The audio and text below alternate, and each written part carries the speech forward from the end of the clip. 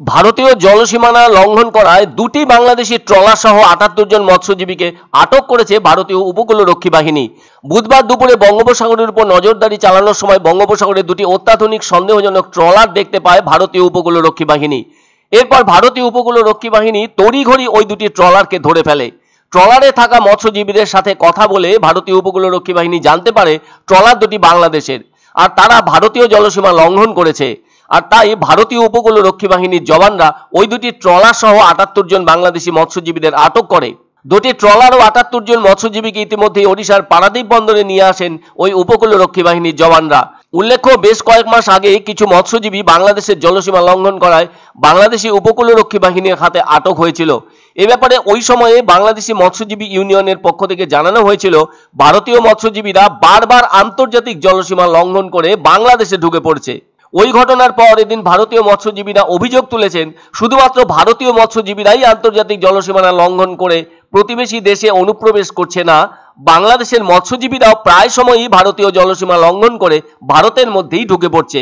এ ব্যাপারে কাকদ্বীপ মৎস্যজীবী শ্রমিক ইউনিয়নের সম্পাদক সতীন্দ্রনাথ পাত্র জানান, এফভি লাইলা 2 এবং এফভি মেঘনা 5 নামে দুটি অত্যাধুনিক মাছ ধরার ট্রলার মাছ ধরার সময় ভারতীয় জলসীমানা লঙ্ঘন করে ভারতের ভেতরে ঢুকে পড়েছে। আর ওই দুটি ট্রলারে থাকা ৭৮ জন মৎস্যজীবীকে আটক করা হয়েছে। ওই সব মৎস্যজীবীদের ওড়িশার পারাদ্বীপ বন্দরে নিয়ে যাওয়া হয়েছে।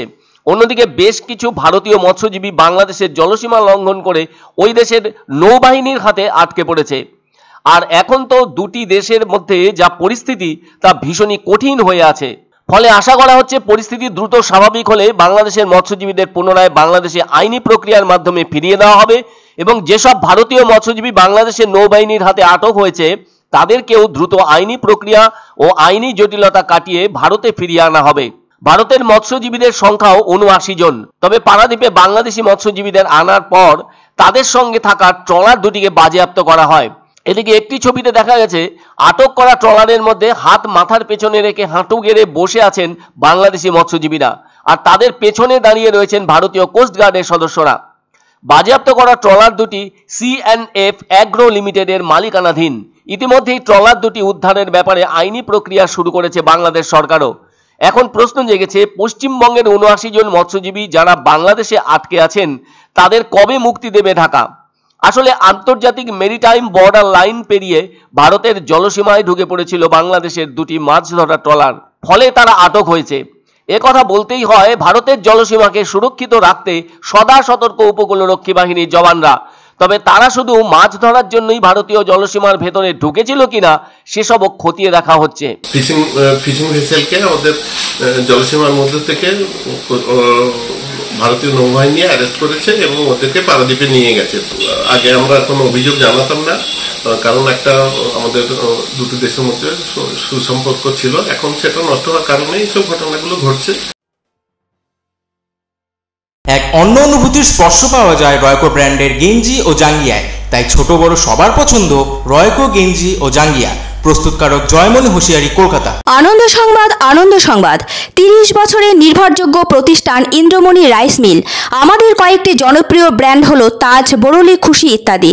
আমাদের factory outlet CG trading company, Dinbazar, axis ব্যাংকের পাশে, জলপাইগুড়ি। এখানে সুলভ মূল্যে গুণগত মানের সব ধরনের চাল পাওয়া যায়।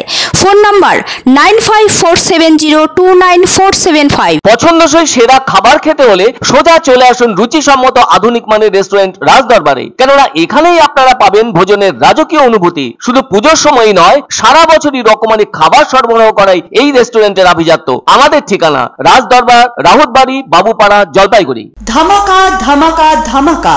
সানরাইজ মার্বেলের নতুন শোরুম শীঘ্রই আসতে চলেছে জলপাইগুড়ি গৌরীয় মঠের পাশে নতুন করলা সেতুর কাছে। এখানে পাবেন আধুনিক টাইলসের রকমারি সম্ভার।